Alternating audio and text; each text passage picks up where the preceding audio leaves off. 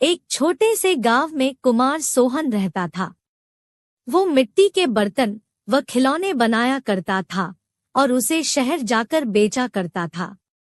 कभी कभी उसके 2-4 खिलौने बिकते तो कभी वो भी नहीं, जैसे तैसे उसका गुजारा चल रहा था। एक दिन उसकी बीबी शीला बोली, सुनो जी, क्यों न शहर जाकर कोई नौकरी ही कर लो। नौकरी करोगे तो महीने के अंत में कुछ धन तो आएगा। बीवी की बात सुन अब सोहन को भी ऐसा ही लगने लगा था, पर उसको मिट्टी के खिलौने बनाने का बहुत शौक था, लेकिन हालात से मजबूर था। बात तो तुम सही कह रही हो, पर कैसे उस हुनर को छोड़ दूं, जिसका नमक हम लोग अब तक खाते आए हैं। मैं जानती हूँ आप बहुत मेहनत और लगन से खिलौने बनाते हो, पर बाजार में बिक्री ना होने से अब हमारा गुजारा नहीं होता। अब तो यह हालत हो गई है कि रसोई में अन्न का एक दाना भी नहीं बचा। ठीक है, मैं कल सुबह ही शहर जाकर कोई न कोई नौकरी तलाश करता हूँ। अगले दिन वो शहर के लिए रवाना हो गया और एक व्यापारी के पास वह नौकरी करने लगा। सोहन वहां नौकरी करता तो जरूर था, पर उसका मन अभी भी अपने चाक और मिट्टी के खिलौनों में ही रहता था।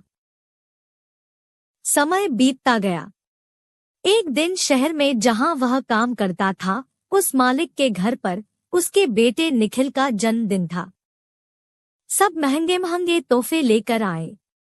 सोहन ने सोचा, क्यों ना मैं मिट्टी का खिलौना बनाऊं और बच्चे के लिए लेकर जाऊं, वैसे भी हम गरीबों का तोहफा कौन देखता है। यह सोचकर वह मिट्टी का खिलौना बनाया और बनाकर जन्मदिन पर ले गया।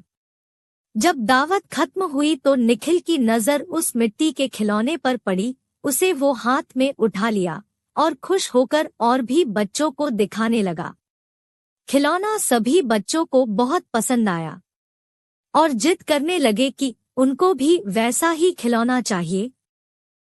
यह सब देख सभी मेहमान एक दूसरे की तरफ देखने लगे और एक ही बात पूछने लगे, अरे वाह, इतना शानदार तोहफा कौन लाया है? इतना महंगा तोहफा ये किसने लाया होगा? ये खिलौना तो शायद आपका नौकर सोहन लाया है। इतना सुनते ही सब हैरान हो गए। सभी एक दूसरे का चेहरा देखने लगे। तभी मालिक बोला, सोहन सोहन तो बहुत गरीब है, इतना महंगा खिलौना कहाँ से ला सकता है? हाँ, मैंने देखा है, ये खिलौना सोहन ही लाया है। ठीक है, सोहन को बुलाओ, उससे पूछो कि ये खिलौना वह कहाँ से खरीदा है। वहाँ सोहन आता है और सब उसी के तरफ देखते हैं।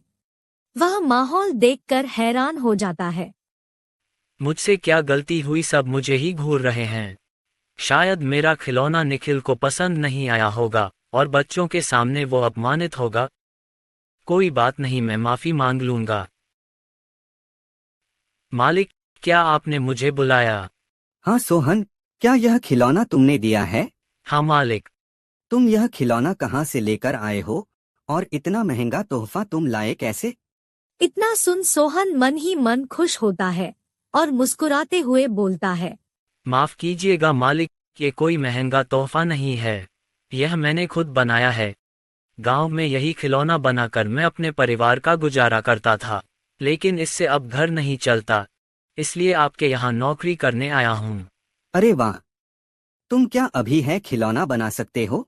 और सभी बच्चे को तुम्हारा खिलौना बहुत पसंद आया है, इन्हें भी ऐसा ही खिलौना चाहिए। सोहन खुश होकर बोला, हाँ मालिक, बिल्कुल बना सकता हूँ। जब कल मैं आऊँगा तो खिलौना बनाकर लेते आऊँगा। अगले दिन सोहन ने शानदार रंग बिरंगे खिलौने बना कर दिए। यह देख मालिक ने सोचा, क्यों ना मैं खिलौने का भी व्यापार करूं। वह अपने बीवी से बोला, सुनीता, सोहन खिलौना बहुत अच्छा बनाता है, उसे खिलौना बनवाकर शहर में उसका भी व्यापार कर लें। उसे सोहन को उसके मनपसंद का काम भी मिल जाएगा और उससे अच्छी तनख्वाह भी मिल जाएगी, साथ ही साथ एक मोटी रकम हम भी कमा लेंगे। ये तो अच्छा विचार है जी। यह सोच मालिक ने सोहन को खिलौना बनाने के काम पर लगा दिया और बदले में हर महीने अच्छी खासी तनख्वाह देने लगा और रहने को घर भी दिया। यह सब पाकर सोहन और उसका परिवार बहुत खुश हो गया और सोहन को उसके मनपसंद का काम भी मिल गया। दोनों हंसी खुशी रहने लगे।